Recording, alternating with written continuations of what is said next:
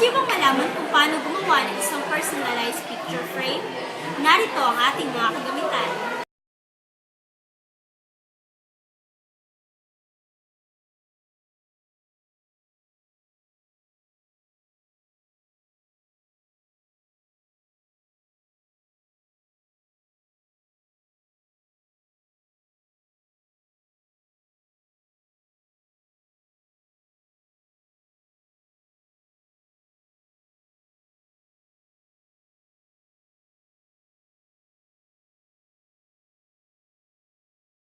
Una, kailangan nating gupitin ang ating illustration board.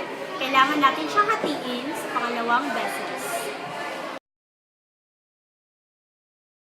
Dalawa, kailangan nating gupitin ang ating illustration board sa hugis palisukat sa may gitnang banda. So,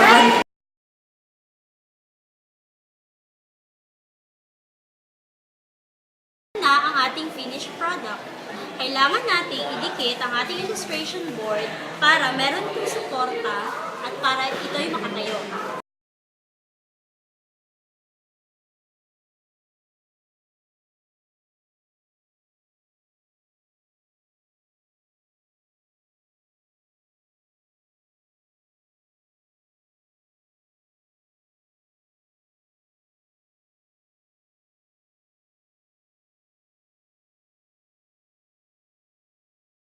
Tapos natin pagdikit-dikitin ang illustration board, oras na para lagyan natin siya ng disenyo.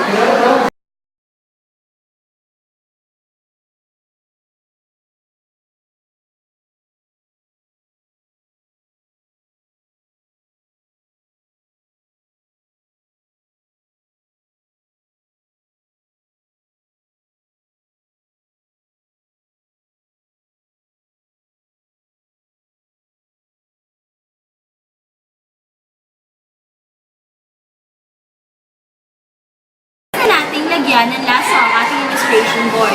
Ngayon naman, lalagyan natin siya ng beads upang magkaroon siya ng kulay.